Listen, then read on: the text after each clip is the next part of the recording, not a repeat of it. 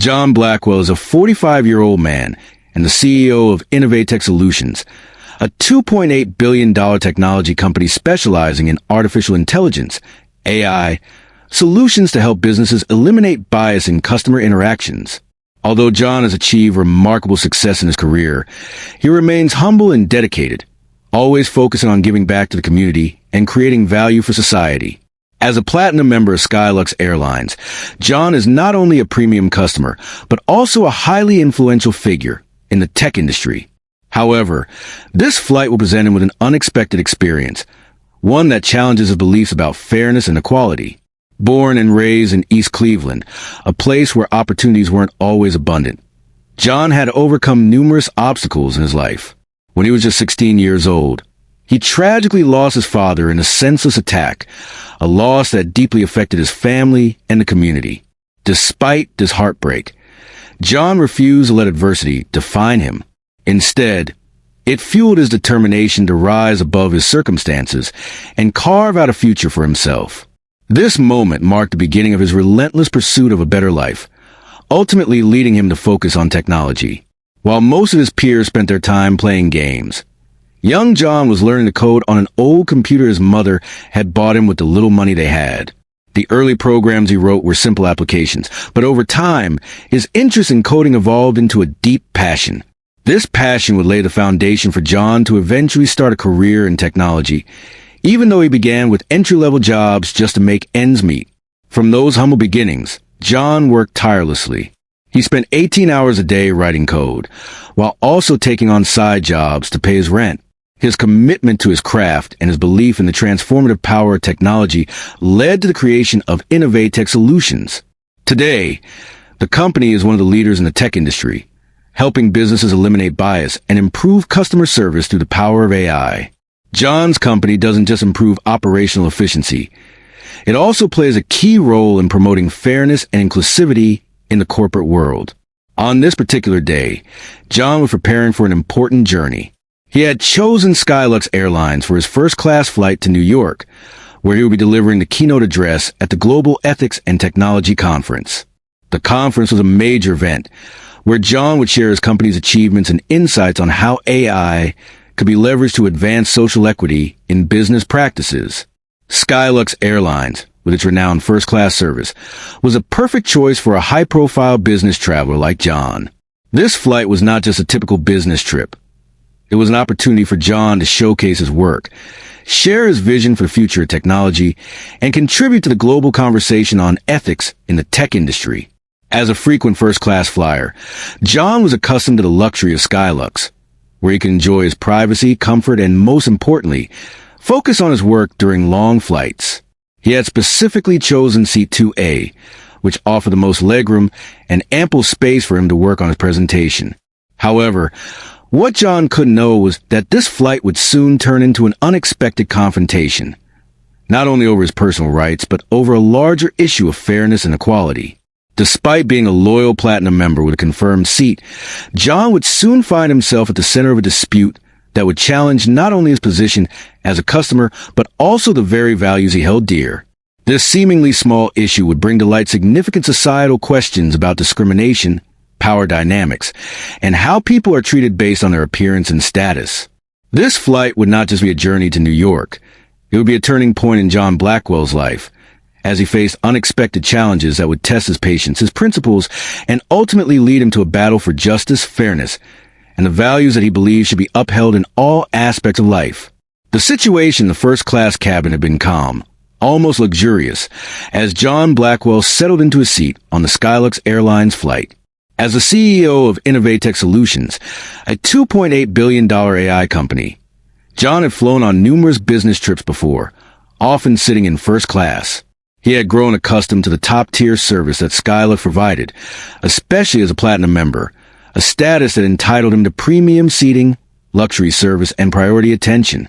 He had chosen seat 2A specifically for its extra legroom, as he planned to work during the flight, preparing for his keynote address at the Global Ethics and Technology Conference in New York. He was excited to share his thoughts on how AI could be used to promote fairness and reduce bias in business practices. As he opened his laptop to review his presentation, he barely noticed a flight attendant, Emily, walking down the aisle toward him. Emily, who had been with Skylux Airlines for over 8 years, prided herself on knowing the preferences of regular passengers. She was always careful to make sure that VIP clients received the best possible service, especially those with frequent flyer status like Karen Wickfield, the woman standing just behind her. Karen Wickfield was an elegantly dressed white woman, clutching her designer handbag as she impatiently tapped her watch, looking at John in disbelief.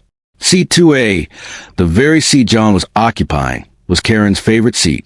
She had flown with Skylux Airlines for years and had made it clear on several occasions that she preferred that seat for its comfort and proximity to the front of the plane. In her eyes, seat 2, it was almost like a personal possession. "Excuse me, sir," Emily said, approaching John with a smile that was polite but carried an underlying tone of expectation. "There seems to be a mistake. We need you to move so that we can accommodate our VIP passenger." Her tone, though soft, was laced with condescension, and John immediately sensed something was wrong. He looked up from his laptop, confused. "I'm sorry, but this is my assigned seat," John replied, his voice steady but firm. He had always been polite, and he didn't want to escalate the situation, but this was his seat after all. He was a platinum member and had booked this ticket well in advance. Emily looked at him, her smile faltering for a brief moment. John could see the flicker of surprise cross her face, but it quickly disappeared, replaced by a look of determination. She was clearly under pressure to make things work for Karen. "I understand, sir," Emily said, her voice tinged with a hint of apology. "But this particular seat is typically reserved for our regular platinum member who flies with us frequently." She gestured toward Karen, who was standing behind her with an increasingly impatient expression on her face. The implication was clear. John didn't belong in this seat. He could feel the weight of her words and the tension building in the air. John was stunned. He had done everything right. He had booked early, paid in full, and arrived at the airport on time. He was a platinum member, a member who had spent years flying with Skylux Airlines. Yet, somehow, his presence in seat 2A was being framed as a problem that needed solving. In that moment, John felt as if his status and loyalty meant nothing. He was being treated like an outsider, a passenger whose presence was not worthy of respect. John remained calm. He had experienced discrimination before, though not in such a blatant, public way. He took out his boarding pass and showed it to Emily, calmly stating, "I am a platinum member, and this is my assigned seat." His words were deliberate, meant to show that he wasn't backing down. But the tension was palpable. The atmosphere in the cabin had shifted. Passengers around him were beginning to take notice. Phones were slowly emerging from purses and pockets, recording the situation as it unfolded. Whispers started to spread through the cabin, as people began to understand what was happening. Karen, standing in the aisle, made no effort to conceal her annoyance. She glared at John, her eyes darting between him and the seat she clearly believed was hers. "I always sit there," she muttered loudly enough for nearby passengers to hear. "It's practically my seat." The word stung, and John felt a flush of embarrassment and anger rise in him, but he refused to let it show. Emily, sensing the growing discomfort in the cabin, forced a tight smile. She tried again, this time lowering her voice as if speaking to a child. "Sir, perhaps you'd be more comfortable in another section?" Her suggestion was not a polite offer, but a veiled attempt to get him to move. There was no question in her tone. She expected compliance. John, however, was resolute. "No, thank you," he replied firmly. "I've selected this seat specifically for the legroom, as I need to work during the flight." His response was polite but unwavering, and his calm demeanor was starting to shift the power dynamics in the cabin. Emily hesitated, her smile tightening as she nodded curtly and walked toward the front of the plane. As Emily moved away, Karen stepped forward as if to place her bag in the overhead compartment. In a quick, almost practiced motion, she slipped a folded stack of notes into Emily's pocket. The action was subtle, but it didn't escape the notice of the passengers who had been watching. One of them, an elderly woman seated across the aisle from John, turned her phone toward the interaction, discreetly recording it. "I appreciate your help with this situation," Karen whispered just loudly enough for the nearby passengers to hear. Emily's face flushed with embarrassment as she accepted the money, but she didn't respond. The situation, once merely awkward, had now taken a darker turn. A bribe to discriminate had occurred right in front of everyone, and it was being captured on camera.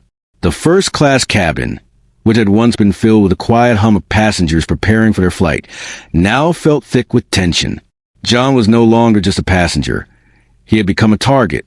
Trevor, the cabin supervisor, stepped into the scene, walking with the confident stride of someone who believed their authority would go unquestioned. His posture was rigid, his expression fixed in a way that made it clear he saw himself as the one in control. "Sir, we need you to move to accommodate our VIP passenger," Trevor said, his voice loud enough for several passengers to hear. It was no longer a request. It was an order. The tone in his voice made it clear that he expected John to comply without question. But John, his patience running thin, looked up from his tablet. He had already shown his boarding pass and explained his platinum status. There was no reason for him to move. "I've shown my boarding pass and platinum status," John replied evenly. "This is my assigned seat." Trevor's face tightened. His eyes narrowed as he leaned in slightly. The words that came next were dripping with condescension. "Perhaps you're unfamiliar with how things work on this airline," he said slowly, emphasizing each word as if speaking to a child. "We accommodate worthy customers who have specific preferences." By now, the confrontation had captured the attention of nearly everyone in the first-class cabin. The elderly woman had stopped recording, but several others had begun filming. The tension in the air was thick, and the situation was escalating rapidly.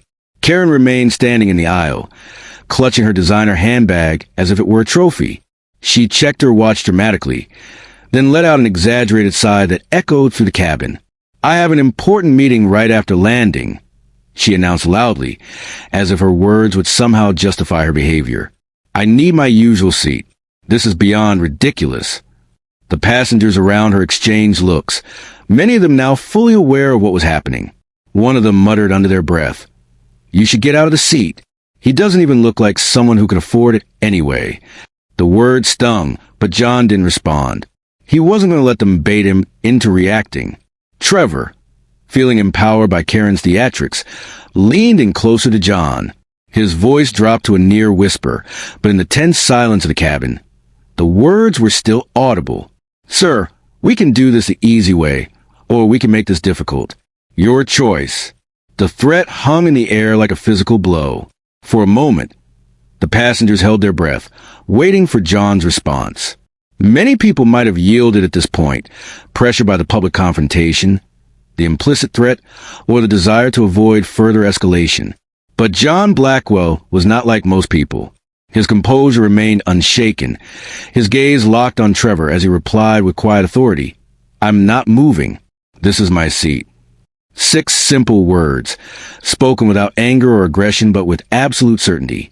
Trevor's face flushed a deep shade of red, his plan unraveling before his eyes.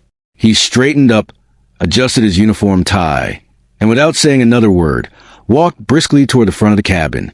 His body language spoke volumes. He was defeated, his authority no longer holding weight.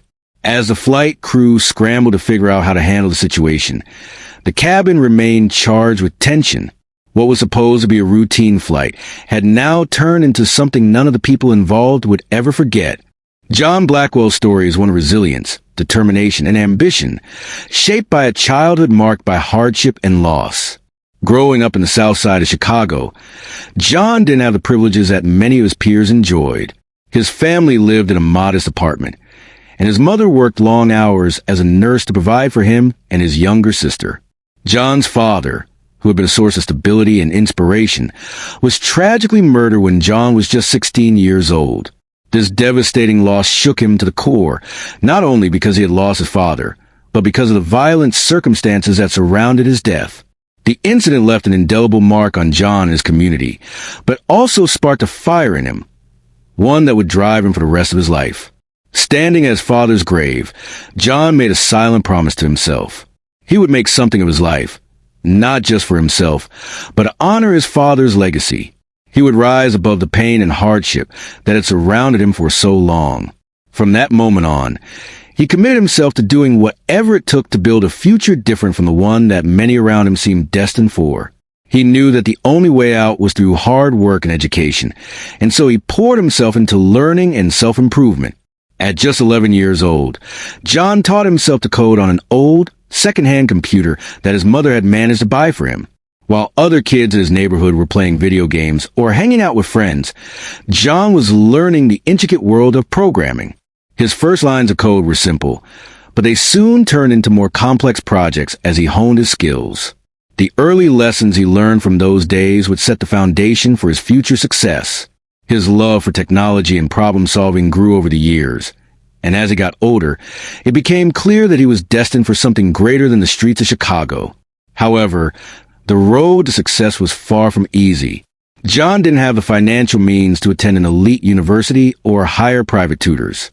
Instead, he spent hours in the library, poring over books and online resources to learn the fundamentals of computer science. He took part-time jobs to help his mother pay the bills, working late into the night to earn enough money for rent and basic expenses. Despite these challenges, John's passion for technology never waned. By the time he graduated from high school, he had already built several small software applications, one of which caught the attention of a tech startup in the area. This was his break. John was offered an internship at the startup, which turned into a full-time job as a junior developer. The experience was a turning point for him. He learned the ins and outs of the tech industry, gained invaluable experience, and built a network of mentors and peers. But even with a stable job, John knew that his ambitions went far beyond this. He wanted to create something of his own, something that would not only change his life, but could also make a difference in the world. With little more than his determination, John left his job at the startup and decided to pursue his own venture. He rented a small apartment and began working on his idea, a software solution that would help companies identify and eliminate biases in their customer service operations. It was a bold move and one that many people, including his friends and family, didn't fully understand. But John was driven by a sense of purpose that went beyond money or success. He wanted to create something that could impact the world for the better. Over the next several years, John worked tirelessly on his project, often coding for 18 hours a day and living frugally to make ends meet. He faced numerous obstacles, including limited resources, skepticism from potential investors, and the constant pressure of making ends meet. But John's persistence paid off. Innovatech Solutions was born. His AI-powered software quickly gained traction, and soon, businesses were using it to better understand and address bias in their interactions with customers. The software was revolutionary, and it helped companies create fairer and more equitable customer service practices. As Innovatech Solutions grew, so did John's reputation. He became a sought-after speaker at tech conferences and was featured in media outlets as one of the most promising innovators in the tech space. His company began partnering with large corporations across various industries, and his work was helping to reshape how businesses approach diversity and inclusion. By the time Innovatech Solutions reached a valuation of $2.8 billion, John had become a force to be reckoned with in the world of technology. Despite his success, John remained grounded. He didn't forget where he came from, nor did he take his achievements for granted. He continued to advocate for diversity and inclusion, both within his own company and in the broader tech industry. He made sure that his employees were not just treated fairly, but were encouraged to bring their authentic selves to work. He also gave back to his community, providing mentorship to young people from underprivileged backgrounds who were interested in pursuing careers in technology. John's commitment to making a difference extended beyond the corporate world. He used his platform to raise awareness about social issues and advocate for change. He was deeply involved in initiatives aimed at improving education and access to technology for underserved communities, especially young people of color who face barriers to entry in the tech industry. His success had not only changed his life, but also opened doors for countless others. As John boarded the Skylux Airlines flight to New York, he was at a pivotal moment in his life and career. He was about to deliver his keynote speech at the Global Ethics and Technology Conference, a moment that would allow him to share his experiences and insights with an international audience.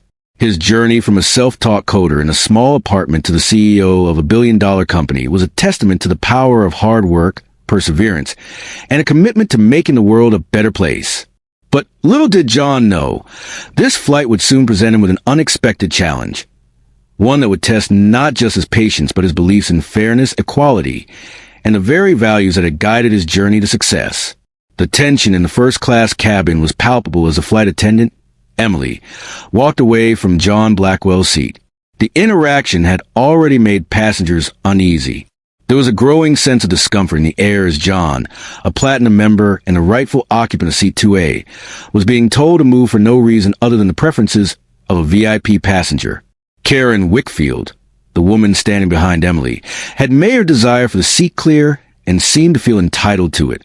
What began as a polite request had now escalated into something more sinister. The subtle tension in the air was not lost on John, and the quiet murmurs that rippled to the cabin were a clear indication that this was no ordinary seating dispute. John sat still, his mind racing as he watched Emily walk toward the front of the cabin. A wave of frustration and disbelief washed over him, but he refused to let it show. He had been calm, composed, and polite, as he always was in such situations. But this time, something felt different. It wasn't just a matter of a seat. This was about fairness, respect, and the values he had spent a lifetime building. He had worked hard to earn his platinum status, and yet here he was being treated as though his presence was somehow not worthy of the very seat he had booked and paid for. As Emily disappeared toward the front of the cabin, John glanced around at the other passengers, who had begun to notice the situation. Some were watching with curiosity, while others seemed to take out their phones, surreptitiously recording the unfolding drama. John could sense their gazes on him. The whispers had already begun, and the uncomfortable feeling that the cabin had shifted was impossible to ignore. This wasn't just a dispute over a seat anymore. It had become an issue of power. Who had the right to occupy space, and who didn't? John's thoughts were interrupted by the appearance of Trevor, the cabin supervisor. His confident stride and rigid posture suggested he was used to commanding authority. But there was something about the situation that felt wrong from the very beginning. Trevor approached John with a sense of entitlement, and his tone was curt, as though he believed he could simply dismiss John's platinum membership without question. The moment Trevor spoke, John could tell this wasn't going to be just another interaction with a flight attendant. "Sir," Trevor began, his voice loud enough for nearby passengers to hear, "we need you to move to accommodate our VIP passenger." The words were spoken with such confidence, as though this was a matter of policy, as though there was no room for discussion. Trevor's eyes scanned the cabin, and it was clear that he was used to his authority going unquestioned. He probably had dealt with passengers in the past who simply obeyed without question. But John Blackwell was not just any passenger. His eyes met Trevor's, unwavering and calm, despite the subtle frustration building inside him. "I've already shown my boarding pass," John replied evenly. His voice was firm and controlled, his composure never wavering. "I'm a platinum member. This is my assigned seat." There was no mistaking the fact that John was standing his ground. This wasn't just a matter of a seating dispute. This was about respect and fairness. Trevor's expression briefly flickered with confusion, as if he hadn't expected such a strong reaction. But it was quickly replaced by the same forced smile, the same professional demeanor that seemed to signal his belief that he had all the power in the situation. But Trevor was mistaken. "I understand, sir," Trevor said, his tone a bit softer but still dismissive. "However, this particular seat is typically reserved for Karen Wickfield, our regular platinum member who flies with us frequently." He gestured to Karen, who was standing nearby, looking more impatient by the second. The implication was clear. John didn't matter. His platinum status and paid ticket didn't hold weight against Karen's preference. The words hit John like a punch to the gut. He was being dismissed not just as a paying customer, but as a lesser customer in comparison to someone else. Someone who had no greater right to the seat than he did. The insinuation was clear. Karen's entitlement and frequent flying status made her more important than him. It was a deeply discriminatory notion, one that had no place in the world, let alone in the luxurious environment of a first-class flight. John was growing increasingly frustrated, but he refused to let his emotions take control. He had spent his whole life fighting for fairness and equality, and he would not let this moment pass without standing up for what was right. His calm demeanor never wavered as he addressed Trevor once again. "I am not moving," John said firmly, His voice steady, almost a whisper but powerful enough to be heard by those around him. His words hung in the air like a challenge. This is my seat, and I have a right to it. I have paid for this seat, and I will not give it up. There was no room for negotiation. John's words were not just a refusal. They were a statement of principle. The confrontation had caught the attention of several passengers, and now the atmosphere in the cabin had shifted entirely. What had started as a quiet conflict was now the center of attention. The discomfort was palpable, and several passengers were now holding up their phones, recording the interaction. The situation was escalating quickly, and John could feel the weight of every eye on him. Trevor, sensing the tension rising, attempted to regain control. His posture stiffened as he took a step closer to John, his voice dropping to a near whisper, though it was still audible in the tense silence of the cabin. "We can do this the easy way, or we can make this difficult for you," Trevor threatened, his words dripping with condescension. It was clear now that Trevor wasn't just trying to convince John to move. He was attempting to intimidate him into compliance. The words rang out, and John could feel the subtle threat hanging in the air. Trevor was trying to leverage his authority and intimidate him, but John was unshaken. He had faced far worse challenges in his life, and this was nothing compared to the adversity he had overcome his journey to success. He looked up at Trevor, his expression calm, but filled with determination. "I will not move," John repeated, his voice unwavering. He didn't raise it in anger, but there was an authority behind his words that couldn't be ignored. John wasn't the type of person who would back down simply because someone tried to bully him. He wasn't going to let his platinum membership be disrespected, and he wasn't going to let his rights be trampled upon by someone who believed that entitlement and power were their tickets to getting whatever they wanted. At that moment, Karen Wickfield, who had been standing quietly in the aisle, clearly growing more frustrated by the second, made a move. She casually stepped toward the overhead compartment, as though she were going to store a bag. But as she did so, she slipped a stack of bills into Emily's pocket. The action was swift, discreet, and as practiced as if it were an everyday occurrence. John's eyes narrowed as he observed the interaction, and the truth hit him hard. Karen was bribing Emily to ensure that John would be forced to vacate his seat. The act was unmistakable.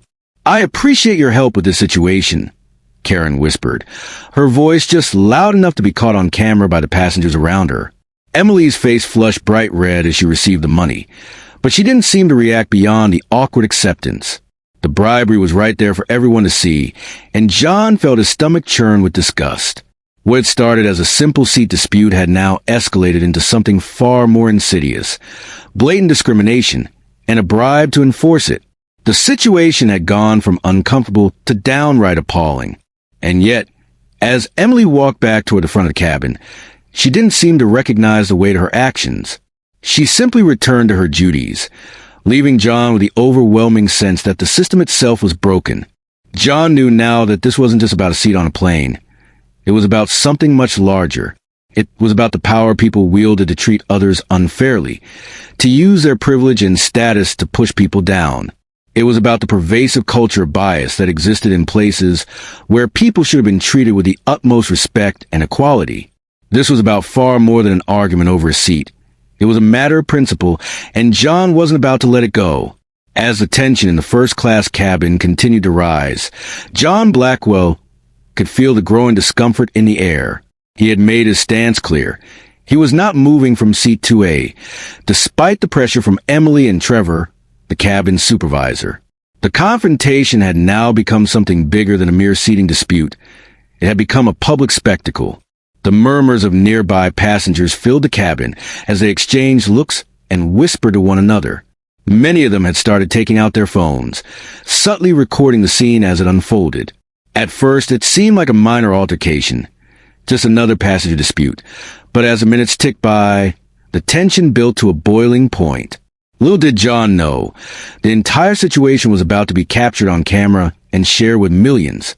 As the flight attendant and Trevor continued to insist on John moving from his seat, Karen Wickfield, the so-called VIP passenger, remained adamantly standing in the aisle, her frustration growing with every passing moment. She glanced back at the flight attendants, her annoyance palpable as she checked her watch again, theatrically sighing and rolling her eyes. Karen's impatience seemed to fuel the tension further. It was clear to everyone watching that she felt entitled to what she believed was her seat. Seat 2A. But as the situation became more heated, the passengers around John, who had initially stayed silent, were no longer willing to just watch. One elderly woman, sitting across the aisle from John, had been paying close attention to the entire situation. She had seen the interaction between Emily and Karen, and she noticed the uncomfortable way Emily accepted the money that Karen had slipped into her pocket. This moment, subtle as it was, caught her eye. The elderly woman quickly pulled out her phone and began filming. Her camera pointed at the scene without drawing attention to herself. As she filmed, she was careful to capture not only the exchange between Karen and the flight attendants, but also the growing discomfort of the passengers around her. She knew that this wasn't just a case of a passenger being asked to move. It was something much more significant. The discriminatory behavior that had been unfolding right in front of them needed to be documented. And she knew that this was something the world needed to see. The elderly woman continued recording as Emily awkwardly walked away from John's seat, clearly uncomfortable with the situation, but still following through with her instructions. The camera lens caught a brief but telling moment when Karen turned her head and shot a quick, satisfied glance at Emily, a look of triumph, as if she had just achieved something important. It was a moment that spoke volumes, and it was all caught on camera. What had started as a relatively minor issue had now spiraled into something far darker: bribery, discrimination, and entitlement. The elderly woman, still filming, whispered to the woman seated next to her, "This is wrong. This man is being treated unfairly." Her voice was barely audible, but it carried a deep sense of injustice. Other passengers around her began to take notice, many of them now turning their attention to the ongoing confrontation. Some passengers, though hesitant at first, began to take out their phones as well, capturing every moment of the escalating situation. It wasn't just about the seat anymore. It was about unfair treatment, and now it was about showing the world what was happening. The woman who had been recording the video knew that what she was witnessing wasn't just an isolated incident. It was a systemic issue that had affected too many people for far too long. As she filmed, she could sense the rising tension in the cabin, and it was clear that more passengers were beginning to speak up, though they did so quietly, trying to avoid attracting the attention of the flight attendants. Some passengers muttered words of support for John, while others exchanged knowing glances. It wasn't long before the woman across from John, still holding her phone, whispered to him, "I've been recording everything. You should have this." John looked up at her, surprised but grateful. "Thank you," he replied, his voice still calm despite the turmoil around him. His gratitude was sincere. This video might be the key to exposing the truth and ensuring that the situation didn't go unnoticed. The woman quickly exchanged contact information with John, promising to send him the full unedited footage as soon as they landed. She also offered to testify if needed, knowing that this video could play a crucial role in the unfolding events. As she put her phone away, John's mind raced. He knew that what was happening could be a game changer, and that this moment was far from over.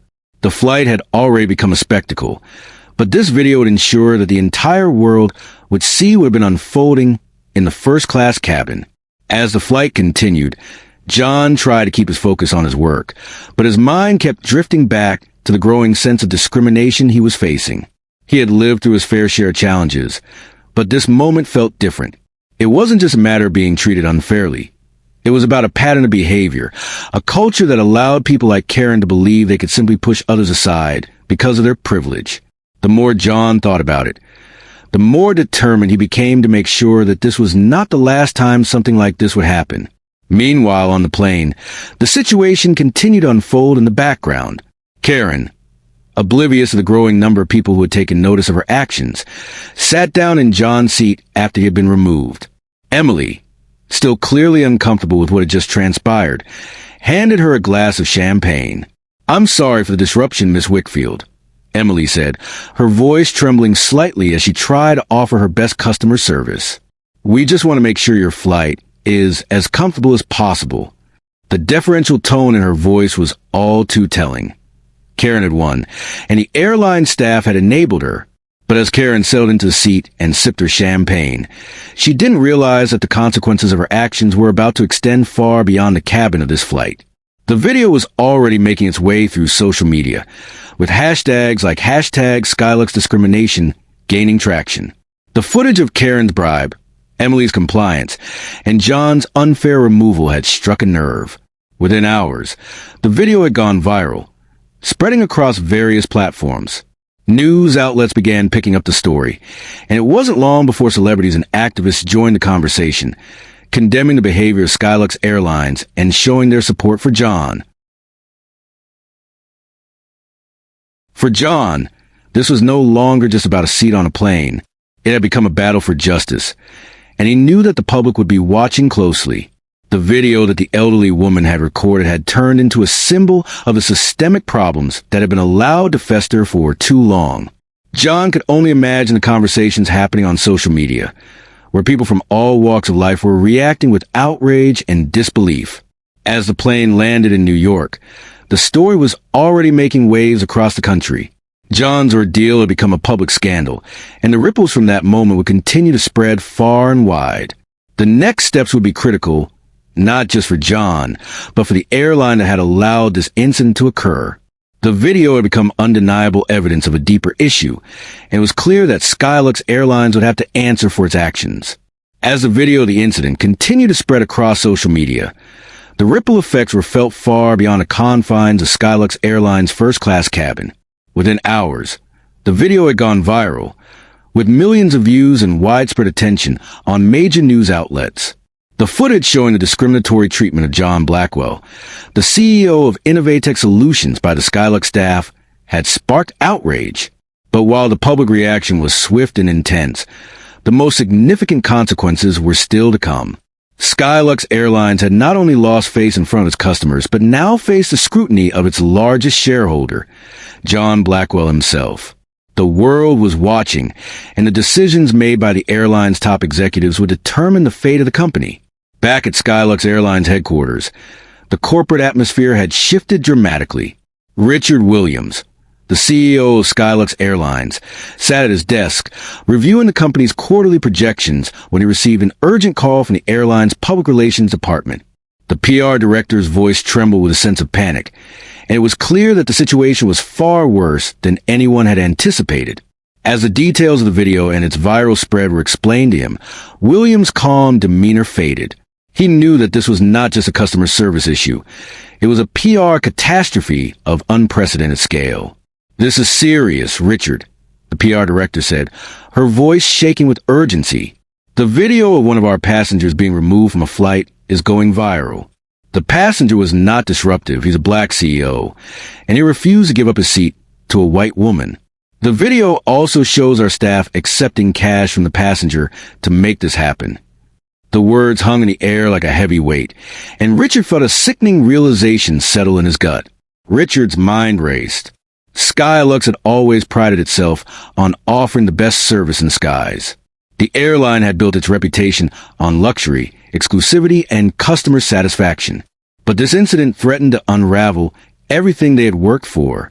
Richard's face drained of color as the gravity of the situation set in. He had built this company from the ground up, and it was now facing an existential crisis. "Who is the passenger?" Richard asked, his voice barely above a whisper. The PR director hesitated for a moment before answering. "His name is John Blackwell. He's the CEO of Innovatech Solutions, a tech company valued at $2.8 billion. He's been quietly buying up Skylux stock for the past 2 years. We're also currently negotiating a $50 million partnership with his company to modernize our operations." The silence in the room was deafening. Richard stared blankly at his computer screen, the weight of the revelation sinking in. Not only had they mistreated one of their most important and influential passengers, but this was also the very man whose company was poised to save Skylux Airlines from its outdated systems. He had already begun the process of buying stock in the airline, quietly securing a controlling interest. Now, this incident had the potential to derail everything. Richard's hands trembled slightly as he dialed the number for John Blackwell's office. He knew that the stakes were higher than ever. If the airline didn't handle the situation correctly, they could lose both their investor and their customer base. The call was answered promptly, and Richard's voice was strained with forced cordiality as he spoke to John. "Mr. Blackwell," Richard began, trying to keep his tone steady, "I want to personally extend my deepest apologies for the unacceptable incident that took place on our flight this morning. What occurred does not reflect the values of Skylux Airlines, and I assure you we are taking immediate action to address it." But before Richard could continue, John's voice cut through the line with calm authority. "Mr. Williams," he said, his voice unwavering, "I appreciate your willingness to speak with me, but my company owns approximately 25% of Skylux stock, which gives me significant control over the direction of this company. This incident has raised serious concerns not just about your airline's customer service, but about your company culture and the way you treat people, regardless of their status or race." John paused for a moment, letting his words sink in. "I demand action, Richard," he continued. "I want all the staff members involved in this incident terminated immediately. I also want to cancel a proposed contract between Innovatech Solutions and Skylux Airlines if there is no real change at your company." Richard was stunned. He had hoped for a chance to appease John, to smooth things over with a few polite words and promises. But John's response left no room for negotiation. John's investment in Skylux had given him a level of influence that could destroy the airline's future. Losing the $50 million modernization contract would cripple Skylux, leaving the airline years behind its competitors in terms of technological infrastructure. But more than that, John was right. This was a systemic issue that had been allowed to fester within the company. Skylux Airlines had become a symbol of privilege, entitlement, and discrimination, and John wasn't willing to accept that. Richard's mind raced as he glanced at the members of his executive team, who were gathered around the conference table, their faces filled with anxiety. He knew that they were all aware of the gravity of the situation, and now, the room was charged with a palpable sense of urgency. This wasn't just about customer service anymore. It was about corporate culture and accountability. Richard nodded slowly and addressed his team. "I understand, John," he said, his voice steady but tinged with a sense of resignation. "We will call an emergency shareholder meeting immediately. I promise you that we will address these issues head-on, and we will work with you to ensure real change takes place within our company." The call ended with no further discussion, but Richard knew that the hard part was just beginning. He had to confront the reality of the airline situation and decide how to navigate this crisis. Skylux Airlines was on the verge of losing everything. Not just a $50 million contract, but the trust of its passengers, employees, and investors. The airline's reputation was now in tatters, and the leadership had to act quickly to ensure they didn't lose everything. Meanwhile, the Skylux leadership team began assembling for the emergency meeting. The atmosphere in the room was tense, and Richard's voice echoed to the conference room as he addressed the group. "We just learned that John Blackwell, the CEO of Innovatech Solutions, is not just a valued customer. He is one of our largest shareholders and a key partner in the modernization of our systems. We've also seen the viral video, and we all know that this incident is bigger than just a seating dispute. This is a failure of our corporate culture, and it's a failure we cannot afford." Richard continued, "We need to act immediately, or we will lose more than just a customer. We'll lose our future. I'm calling for a complete overhaul of our policies, including bias training for all employees, a review of our hiring practices, and an investigation into how this incident could have happened in the first place." As the meeting unfolded, the leadership team discussed the next steps. It was clear that the airline would have to undergo a fundamental transformation to restore its reputation and rebuild trust with passengers like John Blackwell. But the most important takeaway from the meeting was the realization that Skylux Airlines had become a microcosm of larger societal issues of power, privilege, and the way marginalized individuals were treated. The company's corporate culture had allowed discrimination to thrive, and it was time to make a change that went beyond token gestures. This wasn't just about fixing a PR nightmare. It was about re-examining who they were as a company and how they wanted to operate moving forward. In the coming days, Skylux Airlines would undergo the most significant transformation in its 30-year history. John Blackwell, the man who had been discriminated against, would now become an essential part of shaping the future of the airline. He would ensure that the changes were not just cosmetic, but meaningful and long-lasting. In the days following the viral spread of the Skylux Airlines incident, the company's leadership was thrown into an emergency state of action. John Blackwell's demands were clear, and the stakes were higher than ever. The airline was on the brink of a PR crisis that could not only destroy its reputation, but also jeopardize the very future of the company. As a platinum member and major investor, John's words carried tremendous weight. He wasn't just a customer. He was a powerful shareholder and a strategic partner. With Innovatech Solutions on the verge of finalizing a lucrative deal to help modernize Skylux's outdated systems, the airline could not afford to lose his support. The decision was simple in principle: change or perish. Richard Williams, CEO of Skylux Airlines, had already seen the writing on the wall. The actions of his staff had not only led to the unjust treatment of a valued passenger, but had also exposed deep flaws within the airline's corporate culture. As he sat at the head of the boardroom table with his executive team, the gravity of the situation weighed heavily on him. Skylux Airlines had built its brand on luxury, exclusivity, and world-class service. But these ideals were now at odds with the ugly truth that had been brought to light. This wasn't just a customer service issue. It was a cultural problem that could no longer be ignored. "We cannot undo what happened," Richard began, addressing the room. What happened to John Blackwell was discriminatory, and it's clear that this was not an isolated incident. This goes deeper than one flight or one interaction. It's a systemic failure. If we do not act swiftly, we risk losing John's trust, and with it, the $50 million contract we've been negotiating. But even more importantly, we risk losing our credibility with our customers. If we don't fix this, we may never recover. His voice was steady, but there was an undeniable sense of urgency in his tone. Richard had always prided himself on running a company with high standards, but now it was clear that those standards were only skin deep. The problem ran much deeper, affecting the way staff interacted with passengers and how entrenched bias and discrimination were within the company.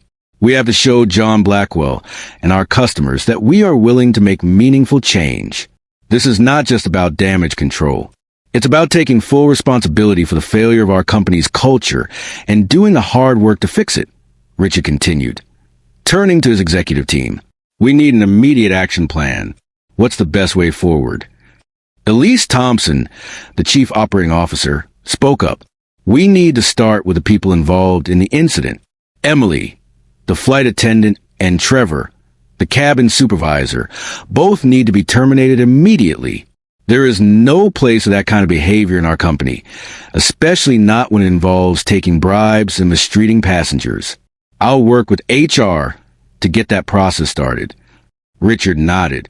It was a painful decision, but there was no room for hesitation. He had already made up his mind that accountability needed to come swiftly and decisively, or the airline's credibility would be gone for good.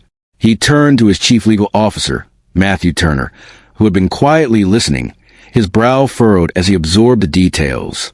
"Matthew, what are the legal implications here?" Richard asked. "We're looking at discrimination, bribery, and a possible breach of contract with John Blackwell. What steps do we need to take immediately?" Matthew leaned forward, his voice calm but serious. "We'll need to address the breach of trust with John Blackwell first. If we don't handle this carefully, he could pull his investment, and the $50 million contract would be at risk. We should prepare a formal apology from the airline, and we'll need to ensure that John knows we are committed to immediate changes in our culture. But more importantly, we need to make sure we're not just reacting to the single event. We need to ensure that we are creating an environment that promotes diversity, inclusion, and fair treatment." As the meeting continued, the decision to implement a wide-reaching plan of action was clear.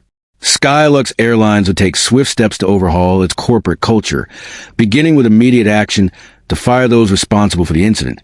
But this would be just the first step. The company needed to prove that it was committed to long-term change. Bias training for all employees, including senior management, will become a mandatory part of their ongoing development. It was clear that the airline's success wasn't just about serving elite passengers. It was about treating all customers with dignity and respect, regardless of their background or status. "We need a complete cultural reset," Elise said, her voice firm. We have the resources, and we built the kind of reputation that can withstand a crisis if we act boldly and decisively.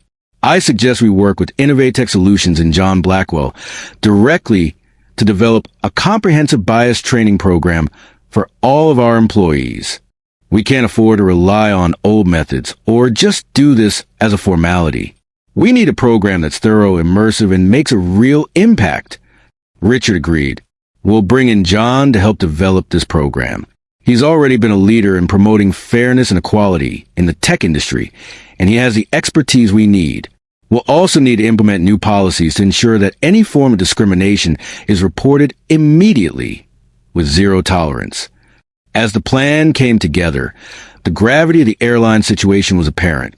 Skylux had a loyal customer base, but that base was now questioning whether the airline truly upheld the values it claimed to champion. The pressure was on. They couldn't just issue a public apology and move on. They needed to create a real cultural shift, and that would require every employee, from the flight attendants to the highest levels of management, to be part of the solution.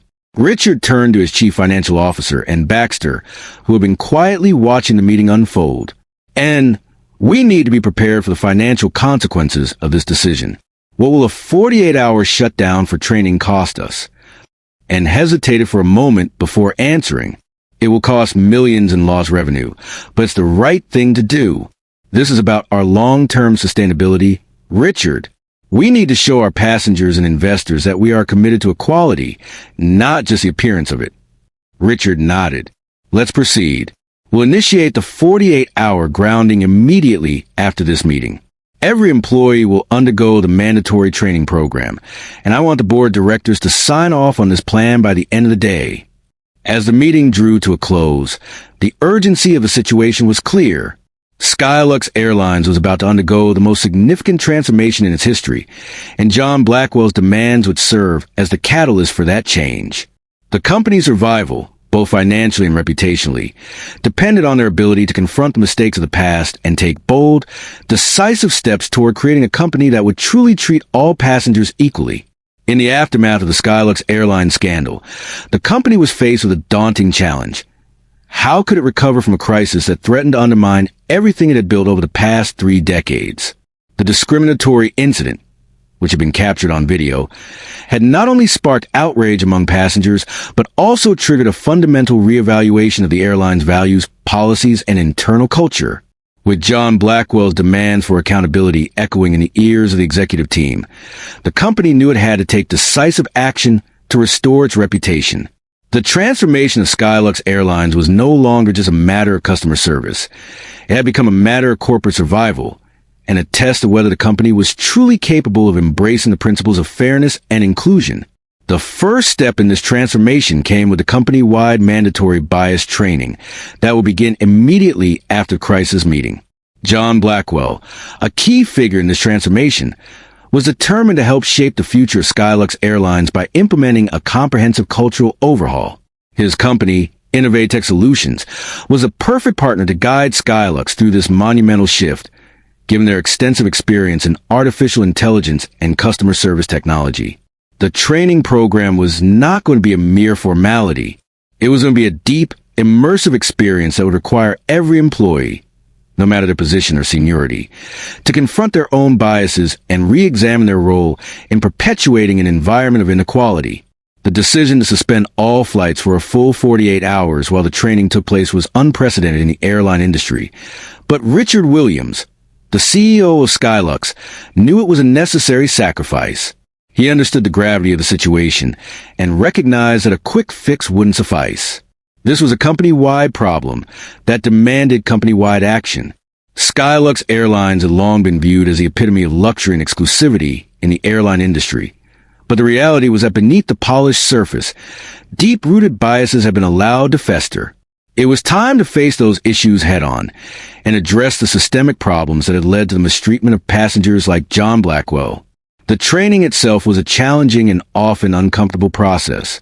Tech Solutions' team of behavioral psychologists and AI specialists worked alongside Skylux executives to develop a program that would go beyond surface-level training.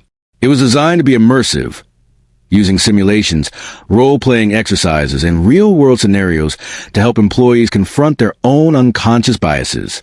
John Blackwell personally oversaw many of the sessions, using his position and influence to ensure the training was not just a formality, but a transformative experience for every employee.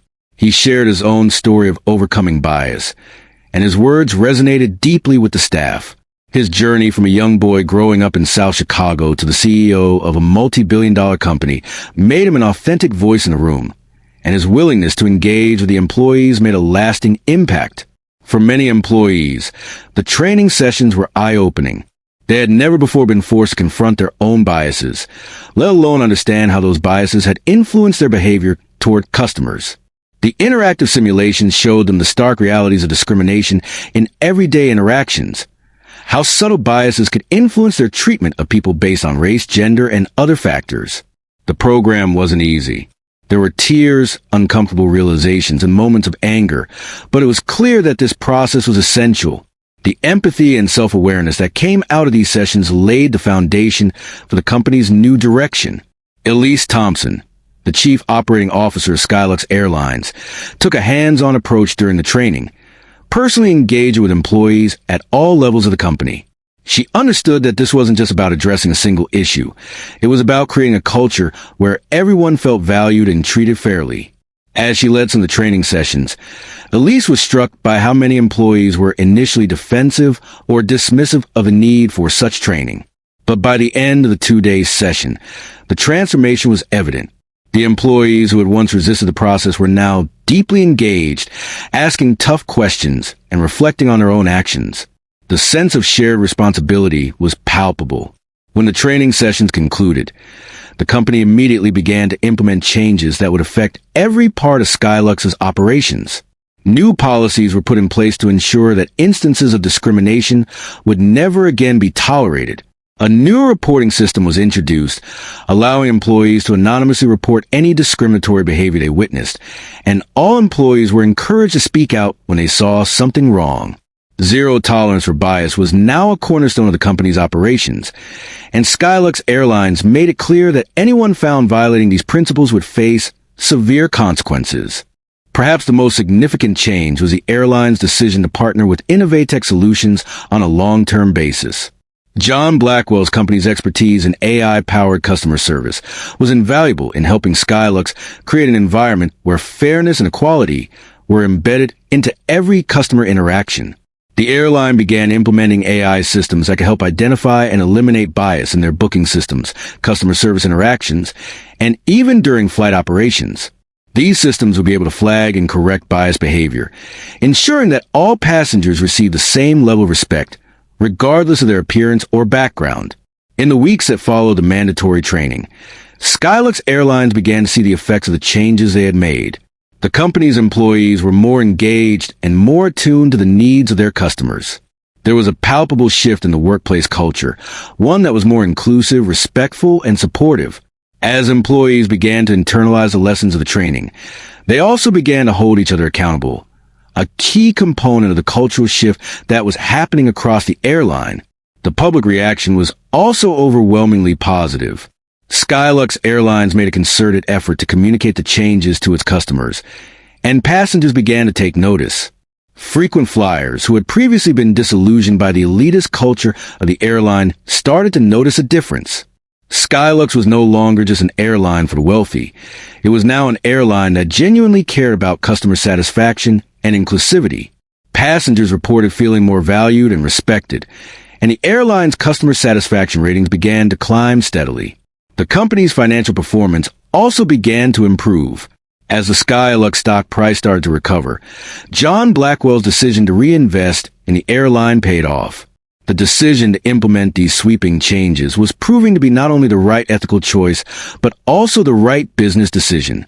As the company's reputation improved, so did its customer base. Skylux Airlines experienced a 12% increase in passenger numbers, and the company began to attract a more diverse clientele. People from all backgrounds who had previously felt excluded by the airline's elitist policies. But the transformation didn't stop there.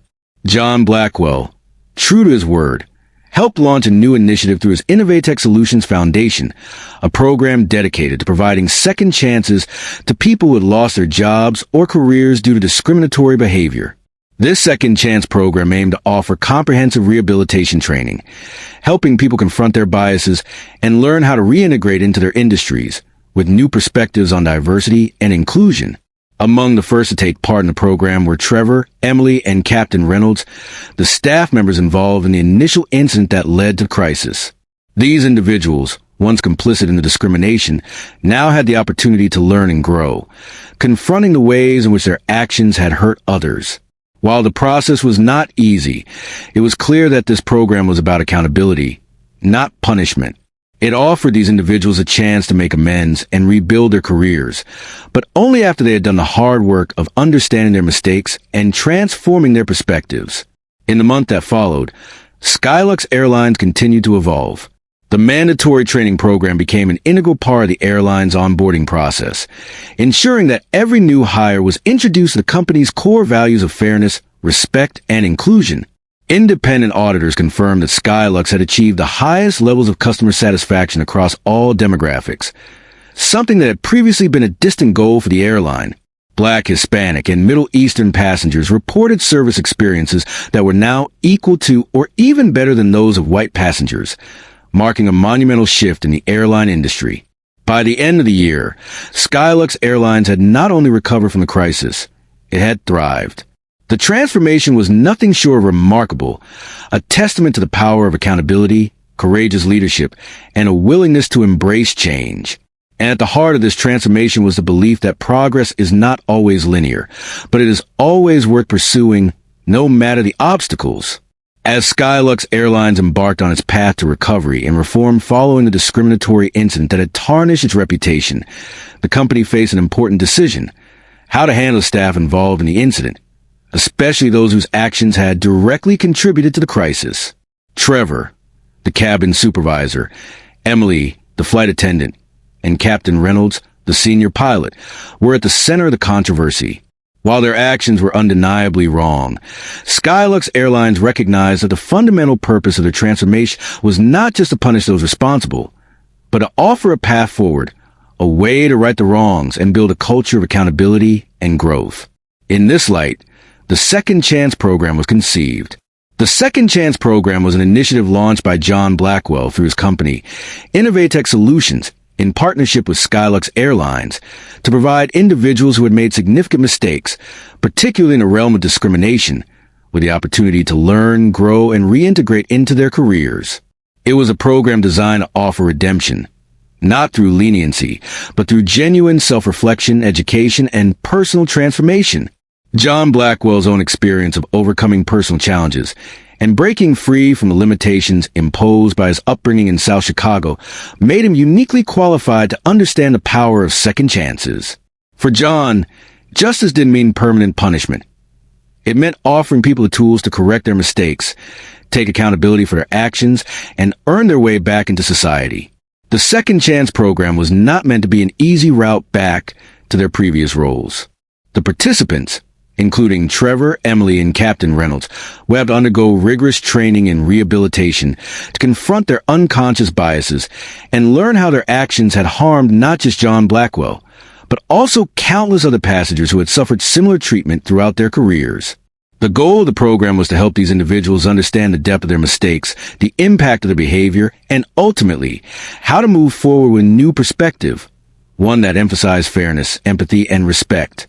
For Trevor, the journey through the Second Chance program was a particularly challenging one.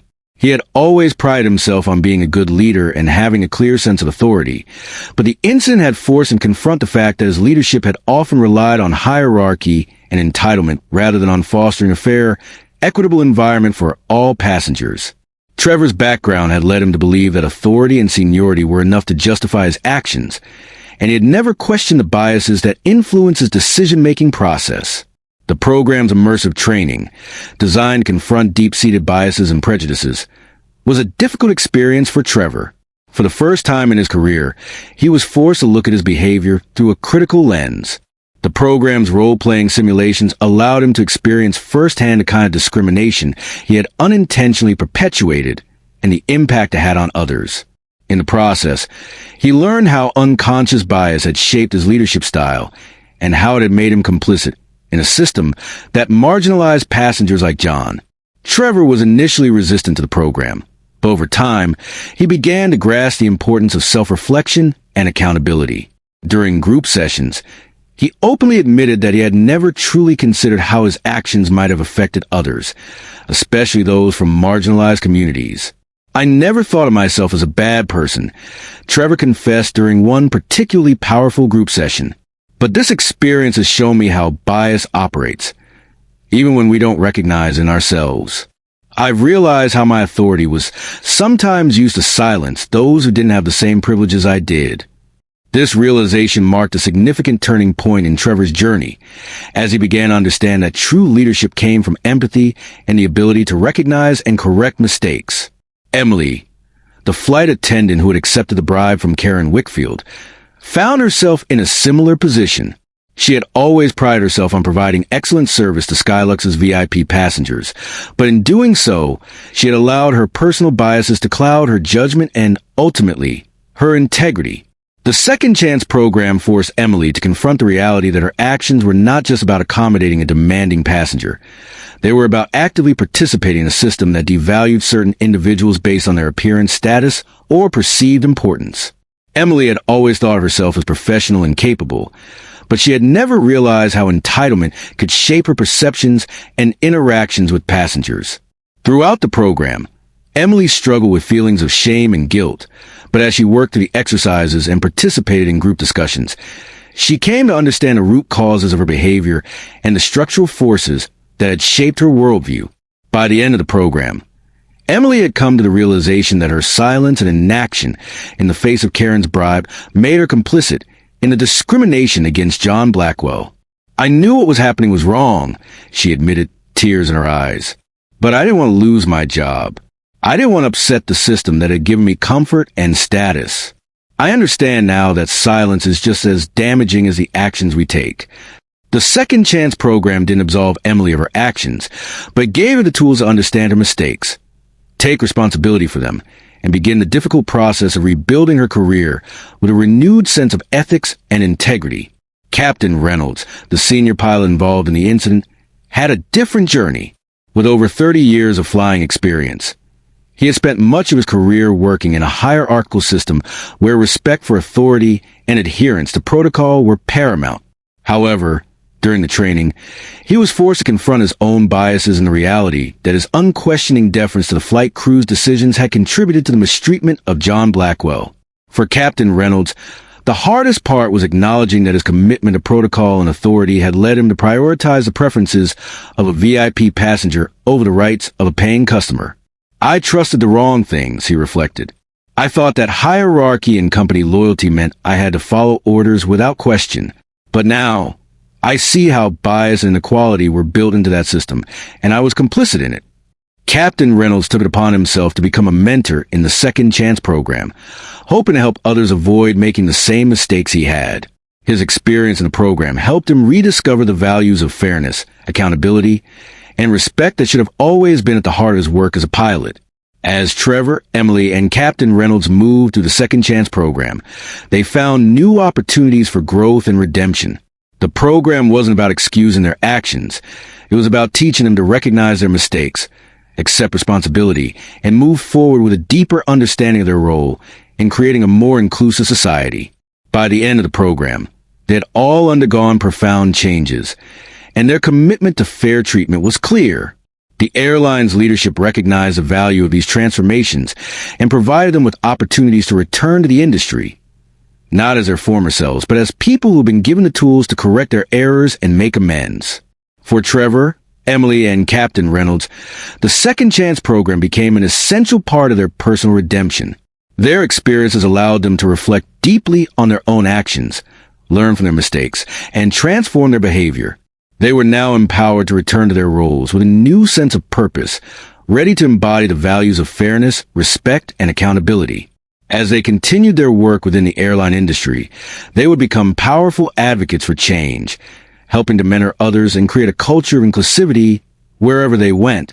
The story of Skylux Airlines' dramatic transformation from a company embroiled in a high-profile discrimination scandal to a leader in inclusive customer service was nothing short of extraordinary. The crisis caused by the unjust treatment of John Blackwell, the CEO of Innovatech Solutions, had forced the airline to confront deeply entrenched issues of entitlement, discrimination, and inequality within its corporate culture. However, the company's response to the crisis, spearheaded by John Blackwell himself and supported by the airline's leadership, became a powerful example of how organizations can change and improve when they commit to addressing the root causes of problems rather than just treating symptoms. In the wake of the scandal, Skylux Airlines did not merely offer a public apology and move on. Instead, the airline chose to make real, lasting changes to its operations, policies, and internal culture. The implementation of comprehensive bias training for every employee, the creation of a second chance program for those involved in the incident, and the partnership with Innovatech Solutions to modernize the airline systems were only the beginning of a much-needed overhaul.